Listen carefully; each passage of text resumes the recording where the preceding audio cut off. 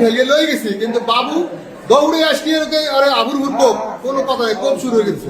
আর এই যে শাওন নাকি আর হাফিজুর আর অনিক মানিক ধরে রাখছে অনিক আর বাবু এই দুইজনে কোপাইছে এই দুজনে কোপাইছে। আমি নিজে সই দেখছি, ওই সহিদের ছিল সেও দেখছে, এই যে এমার্জেন্সি যারা ছিল তারাও দেখছে, বুঝছেন? এরকম কোপ আমি আনতে দেই নাই। আমার উভার দেশকে কোপায় কি দিয়ে কোপাইছে? দাও দিয়া ডাইরেক্ট আর অস্ত্র হলো মাথায় ঠেকাইছে, আর অস্ত্রকে বাংলা দাও দিয়ে ডাইরেক্ট কোপ এইরকম বাইরে বাইরে কোপ। কালকে আমরা বাড়ি ছিলাম না, আমার এই ছোট ভাইটা বাড়ি ছিল সন্ধ্যা 8টা নাগাদ হবে।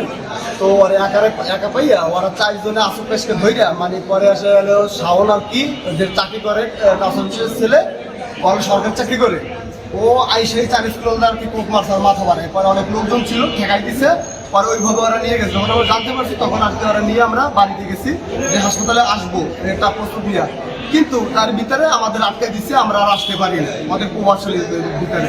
ওরা হলো অস্ত্রের ব্যবসা করে, ডাইরেক্ট অস্ত্রের ব্যবসা করে। পরে আমরা সকালবেলা মুরব্বীরা আমাদের পাঠাইছে হাসপাতালে পাঠাইছে। আমি আবার ঔষধ আনতে গেছি, ওরা রাইখে চিকিৎসা করার অবস্থায়, চিকিৎসা চলতেছে অলরেডি, আমি আবার ঔষধ আনতে গেছি প্রেসক্রিপশন নিয়ে। তো ওই অবস্থায় ওই শাওন আজকে অস্ত্র ঠেকাইছে, ওয়ানো চাকরি করে, সরকারি চাকরি করে, ও আজকে অস্ত্র ঠেকাই রাখছে এইভাবে।